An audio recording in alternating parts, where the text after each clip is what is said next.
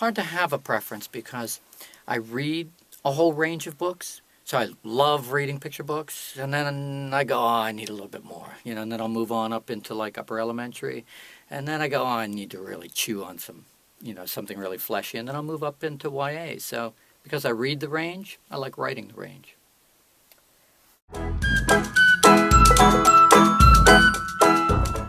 The way I feel about it is I keep a very open mind as a writer, and I wait for the idea to come forth. And when the idea comes forth, then I go, oh, that's a great picture book, or that's a great middle grade, or that's a great YA. I try to follow the idea rather than force the idea through the genre.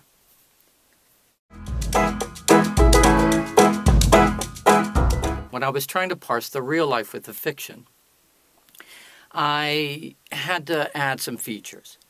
But I added them on top of a really good foundation. So like the nosebleeds, yeah, I had like these vicious splashy nosebleeds, which I really, was kind of famous for, with big wads of paper sticking out my nose. And the town is real. The whole Eleanor Roosevelt history is real. And then all of the history that's referred to is real. So how do you make that fit together? Then you have to construct. That's where the fiction comes in. You construct the plot. Miss Volker really is a real character. That's not her real name, but she is a real character, and that was her town role.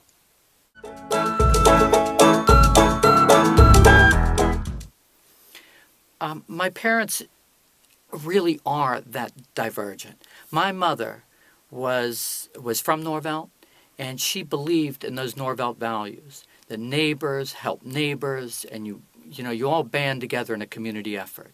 And my father was from that area, but after he went off to the war, when he came back, he wanted his piece of American pie. And Norvelt was not the place to get it.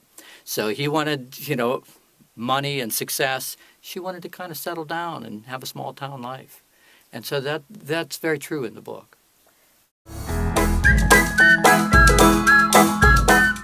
I'd say one of the prime motivations for the book is this notion that history, our history, is so vastly important, and that each day that we live, even as children, certainly as adults, but even as children, that you're reflecting, your day can reflect and tie in to very established historic moments. And so that when you know who you are and what's come before you, you might have an opportunity to see what's coming down the line.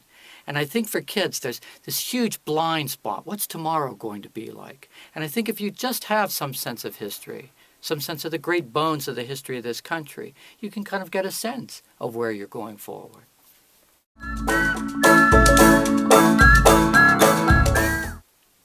I was invited to the White House to speak.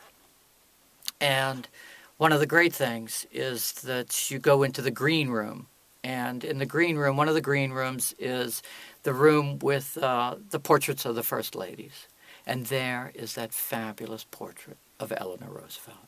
And I stood there and I just wept in front of it. I just think Eleanor Roosevelt has got to be the heart and soul, the greatest First Lady that this country's ever had. And she cared about people very deeply and really helped steer the social policies of this country during a time when this country needed somebody like her.